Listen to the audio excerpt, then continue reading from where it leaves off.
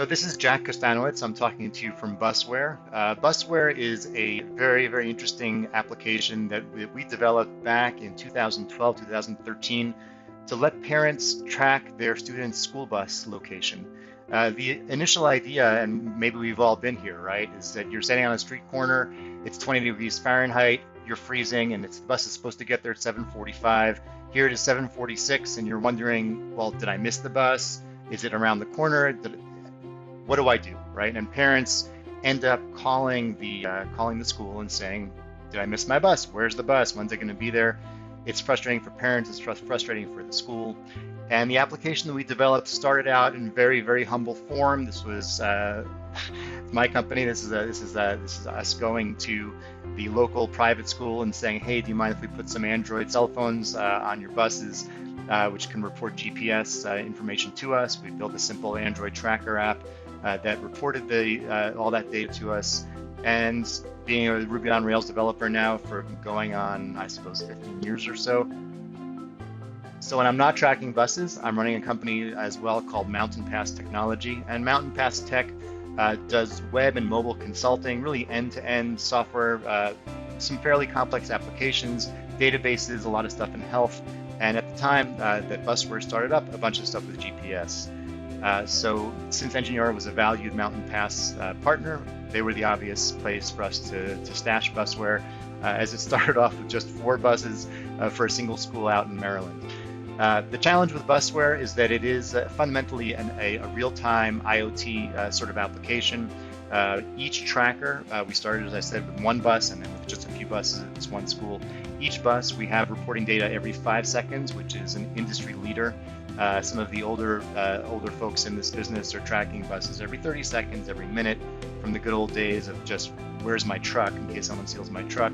We're trying to provide an Uber-like experience, which we have from day one, where every 5 seconds we're getting data from these devices. When you're getting 1 device, well, that's great. You have thousands of devices, a lot of data. And you find that a tracker that's sending data every 5 seconds is sending literally 10, 12 times as much data as one that's just sending data every minute. As you can imagine, the web server, therefore, especially for schools, is bursty in the sense that from roughly 6 a.m. to 8 a.m., call it Eastern time, for the schools on the East Coast, we're fully maxed out on CPUs, and then it drops off.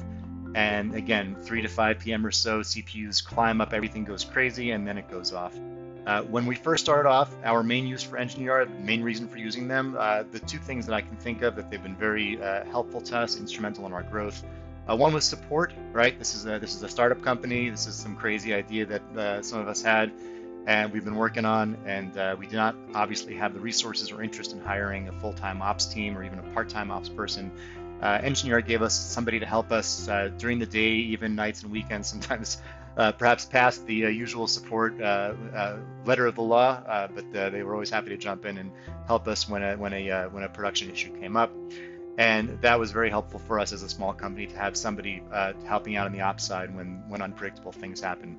Another feature that we used extensively over the years, I actually just used it yesterday, is the cloning feature. And this lets us instantly create a clone of our production environment for staging, for example. Press a button, and then hour later, we have a clone of that complete environment up and running as a Rails staging environment. If you're trying to model 50 buses driving through downtown Chicago against 5 different schools and 46 different routes, that's really hard to write a spec. I'm sure there's a way to do that without Engineer, but they've made it very easy. Press the button, we've used that extensively. Where we are going with the platform, we were reached out to, I guess a few months ago, by folks at Engineer informing us about the new Kubernetes offering, which for our application is actually a perfect match for us because we are so bursty. We do have this spin up, spin down, and we don't need to have all these CPUs run. As we've scaled, and we are now in 35 states around the country, we're in Canada, we're in Nicaragua, we're in Switzerland internationally, we're tracking buses for United Airlines at Newark Airport, and for hop-on, hop-off buses, universities, hospitals, things like that all over the place. So as we've grown from an experiment, 2013, up to a growing and exciting mid-sized company even at this point, we do have this need to scale and to scale well and cost effectively. So if we do have very, very high CPU requirements for several hours a day, Monday through Friday. To be able to support that, we would be paying for CPUs 24 hours a day, 7 days a week. So, paying for roughly 5 or 6 times, maybe more than that, the actual capacity that we need.